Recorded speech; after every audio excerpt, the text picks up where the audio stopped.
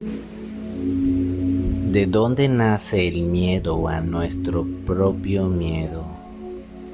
Escrito y verificado por la psicóloga Alicia Escaño Hidalgo. Sentir miedo en situaciones que suponen una amenaza para nuestra supervivencia es natural y beneficioso. Gracias al miedo sobrevivimos, ya que funciona como una alarma que nos indica y avisa de aquello que puede ser realmente peligroso. Hay que tener muy claro que cuando hablamos de algo que es peligroso, nos referimos a que es probable que comprometa nuestra vida. Como el objetivo último de todo ser humano es sobrevivir, se hace necesario que se pongan en marcha toda una serie de mecanismos fisiológicos destinados al mantenimiento de nuestra seguridad. Estos síntomas son casi siempre muy incómodos y en ocasiones hasta llegan a interpretarse como insoportables por la persona que los siente. Por lo tanto, se llevarán a cabo infinidad de conductas con el único objetivo de librarse de los fastidiosos temblores, los sudores, las molestias taquicardia, las respiraciones aceleradas, etc. Se produce una respuesta de evitación, pero ya no de la situación que considerábamos en un primer momento como peligrosa y que ciertamente podría serlo. Ahora lo que ocurre es que huimos de nuestro propio miedo, de las manifestaciones corporales que se producen en nuestro organismo. Es como asustarse de la propia sombra, que por más que queramos escapar de ella, más nos persigue. Con el miedo ocurre lo mismo. Cuanto más intentamos sacárnoslo de encima, por lo irritante que puede resultar, más se apodera de nuestro yo.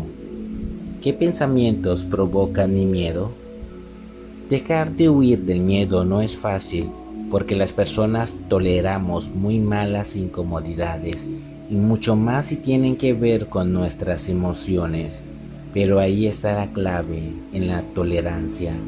Pero para llegar a conseguir esa deseada tolerancia, antes es necesario revisar por qué tenemos miedo de nuestro propio miedo. Algunos de los pensamientos o creencias que suelen pasar por la mente de las personas con miedo a su miedo son los que enumeramos a continuación. Nos podemos volver locos. Mucha gente cree a pies juntillas que la ansiedad o los síntomas fisiológicos del miedo pueden llevarles a la locura, y por culpa de ello es probable que acaben en un psiquiátrico. Pues bien, nada más lejos de la realidad. El miedo no es más que una emoción, y del hecho de que sus expresiones sean sumamente molestas, no podemos concluir que ello nos vaya a volver loco. Es una afirmación exagerada, extremista y sin base lógica ni realista. Vamos a morir. Aunque no podamos negar que la ansiedad pueda afectarnos a nivel físico, caída del cabello, mareos, problemas en la piel, etc., no por ello vamos a morir.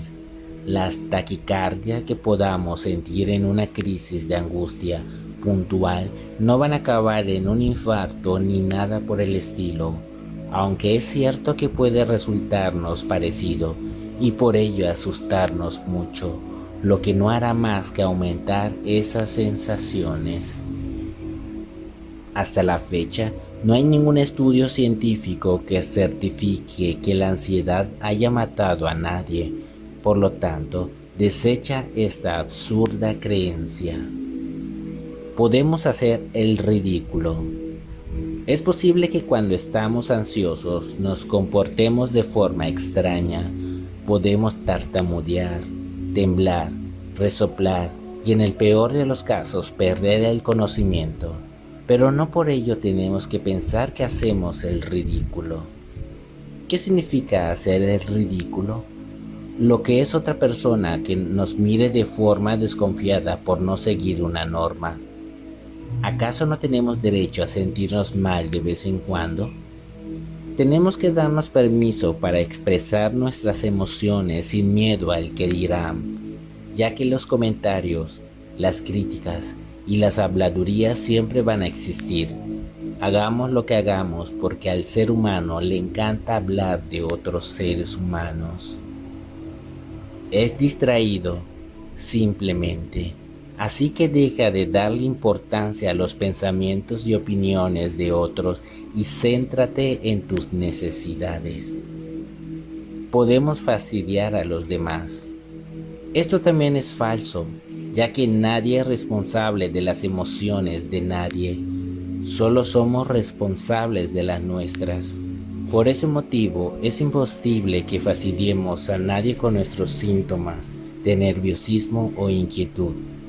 Si ellos se perturban por esa razón, el problema es únicamente de ellos y no nuestro, y bien pueden poner medios para no sentirse incómodos. Al igual que con las opiniones de los demás, has de sentirte libre de expresarte como te plazca en el momento que lo necesites y no darle demasiada importancia a lo que otros piensen.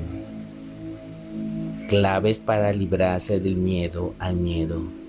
Algunas claves que debes aprender si es que quieres liberarte del miedo que le tienes a esas expresiones de miedo son las siguientes. Cambia tu creencia irracional sobre los síntomas del miedo. Ni te vas a volver loco, ni vas a morir, ni nada grave ocurrirá. No son insoportables ni dañinos, sino simplemente molestos. Cuanto más te digas lo contrario, más miedo tendrás y más aumentarán los síntomas. Practica alguna técnica de relajación que haga disminuir esos síntomas. Respiración, tensión-distensión, arteterapia o cualquier otra estrategia pueden servir para calmar los síntomas primarios y que descienda tu miedo. Actúa sin miedo a lo que pueda ocurrir. Haz tu vida normal sin temer el hecho de que puedas tener un ataque de pánico o una crisis momentánea.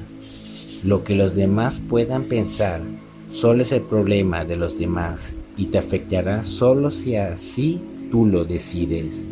Lo más importante siempre es no evitar exponerse a tu propio miedo, ya que la evitación te sirve a corto plazo como alivio, lo que significa un refuerzo o premio, pero a lo largo plazo mantendrá tus miedos y estos cada vez crecerán más.